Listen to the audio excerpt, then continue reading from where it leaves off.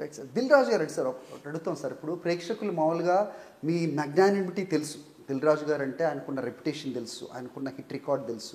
కొన్ని కాంబినేషన్స్ మేము ఎక్స్పెక్ట్ చేస్తుంటాం ప్రేక్షకుడుగా.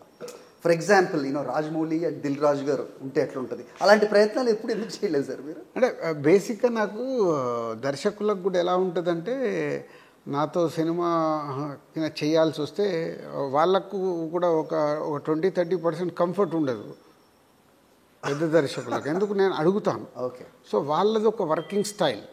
సో ఆ వర్కింగ్ స్టైల్లోకి నేను వెళ్ళి ఫిట్ అవ్వాలి. సో ఇప్పుడు పెద్ద డైరెక్టర్తో నేను వర్క్ చేస్తాను. ఫ్యూచర్లో నేను వర్క్ చేయాల్సిన డైరెక్టర్ నేను రాజమౌళి గారిని అడిగాను, ప్రశాంత్ నీల్తో ఉంది, సుకుమార్ గారితో ఉంది, నెక్స్ట్ చేయాల్సింది. సో వీళ్ళందరూ పెద్ద pan India directors. So pan India directors చేయాలనుకున్నప్పుడు నేను వాళ్ళ బిహైండే. మీరే తక్కువ కాదు కదా సార్. సో అట్లా కాదు, అంటే వాళ్ళ విజన్ ఒకటి ఉంటుంది. విజన్ ఉన్నప్పుడు అదే నేను వేవ్ లెంత్ అన్నాను కదా, ఆ వేవ్ లెంత్ కుదిరించుకోవాలి. కుదిరినప్పుడు ప్రాజెక్టుకు కిచిడి జరగకుండా జరగాలన్నట్టు. సో కొన్ని ఇంపాక్ట్స్ ఉంటాయి. ఇప్పుడు గేమ్ చేంజర్ నేను ఫస్ట్ టైం ఒక పెద్ద దర్శకుడితో చేశాను, రిజల్ట్ రాలేదు. ఇప్పుడు అందరికీ డ్యామేజ్ అది. కరెక్ట్. సో ఇప్పుడు హీరో దగ్గర కూడా ఏంటి, హీరోకి కూడా నేను సూపర్ హిట్ సినిమా ఇవ్వలేకపోయానే, 2.5 years మాతో జర్నీ చేశాడు, ఆయన టైం వేస్ట్ అయింది. సో ఇవన్నీ ఇంపాక్ట్స్ అవుతాయి. సో అవన్నీ జాగ్రత్త తీసుకోవాలి సార్. పెద్ద 30% కాంట్రిబ్యూషన్ అక్కడ తీసుకోలేదా మీరు గేమ్ చేంజర్ విషయంలో? ఉండదు. పెద్ద దర్శకుడికి వచ్చినప్పుడు డెఫినెట్గా ఇప్పుడు వాళ్ళు అనుకున్నది తీయాలనుకుంటారు.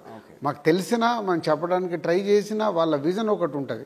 ఆయన ఒక 25 years నుంచి, ఒక 30 years నుంచి శంకర్ గారు ఆయన క్రియేట్ చేసుకున్నాడు కదా, ఆయనది ఒక వర్కింగ్ స్టైల్.